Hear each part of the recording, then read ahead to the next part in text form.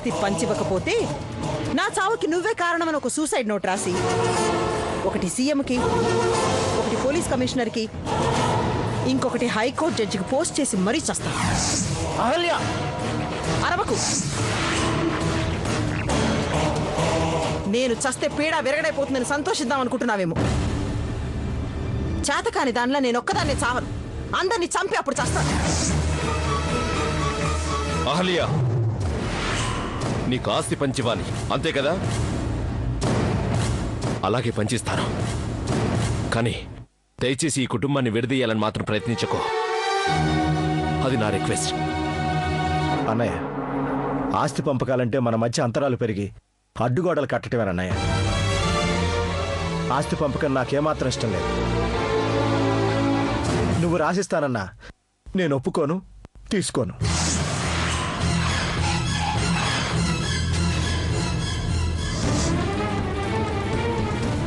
నీ ముద్దుల తమ్ముడు చెప్పాడనో వద్దన్నాడనో ఆ వంకతో ఆస్తి పంచకుండా పబ్బం గడిపేద్దాం అనుకుంటున్నావేమో. నేను చెప్పింది జరగకపోతే ఈ సిలిండర్తో ఇంటిని పేల్చేస్తాను. ఏంటి వాగుతా? ఒక అడుగు ముందుకేసావంటే దీంతో సిలిండర్ని పేల్చేస్తాను. చంద్రం, నా మీద నీకేమాత్రం గౌరవం ఉన్నా నా పర్సనల్ రూమ్లోకి వెళ్ళి ఆ డాక్యుమెంట్ తీసుకుని రా.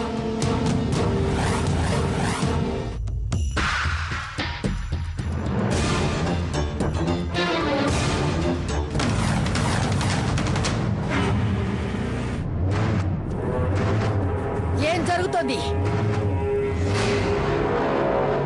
మాట్లాడే. అత్తయ్య, అహల్య ఆస్తి పంచమంది. పంచకపోతే సిలిండర్ పేల్చుకుని చచ్చిపోతానని బెదిరించడంతో అన్నయ్య ఆస్తి పంపకాల కాగితాల మీద సంతకాలు పెడుతున్నాడు.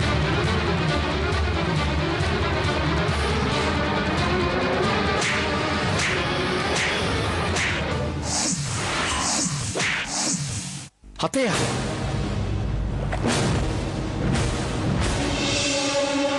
ఏమే సిలిండర్కి నిప్పంటిస్తావా? అమ్మవారి పసుపు కుంకుమల్ని పచ్చి నిప్పులుగా మార్చి సావిత్రి జీవితాన్ని నాశనం చేశావు. ఇంకా ఎంతమందిని కాల్చి చంపాలనుకుంటున్నావే నువ్వు? ఏమిటత్తయ్య నువ్వనేది? సావిత్రి కళ్ళు పోవడానికి ఈ పాపిష్టిదనే కారణం. పసుపు కుంకుమలో భాస్వరం కలిపి సావిత్రి జీవితాన్ని నరకం చేసిన రాక్షసుడా ఇది. నువ్వాగత్తయ్య, నువ్వాగు. మొగుడనేవాడు పెళ్ళాన్ని ఎలా చూసుకోవాలో నువ్వు రాకముందే నాకు అర్థమయ్యేటట్టుగా చెప్పింది అత్తయ్య. అయినా నా పెళ్ళాన్ని నువ్వు కొట్టడం ఏంటి? నేను ఇక్కడ ఉండగా ఎవరైనా సరే మా ఆవిడ ఒంటి మీద చెయ్యేస్తే ఊరుకొని చెప్తున్నాను. ఆ మాట మీ పిన్ని నన్ను కొట్టకముందు చెప్పాలి. కరెక్టేనే, పొరపాటు అయిపోయింది. నువ్వు చేసిన తప్పుకి సిలిండర్తో నెత్తి పగలగొట్టకుండా చెంపదెబ్బలు ఎందుకు కొడుతుందని ఆలోచిస్తూ చెప్పలేకపోయాను. నీలాంటి రాక్షసుని నేను చంపకుండా ఆ ఛాన్స్ మా అత్తయ్యకి ఎందుకు ఇవ్వాలని ఆపేశాను. నిన్ను చంపితేనే కానీ ఇంటికి పట్టిన పీడ వదలదు. చంపేస్తాను, చంపేస్తాను, నిన్ను చంపుతా, చంపేస్తాను, నువ్వు ఆగన్నయ్య. ఇంకొక నిమిషం నువ్వు ఇంట్లో ఉన్నా నీ పీక పిసికి చంపేసి నేను జైలుకి వెళ్తాను. పోవే, పోవే, పో. నా కోసం ఆగండి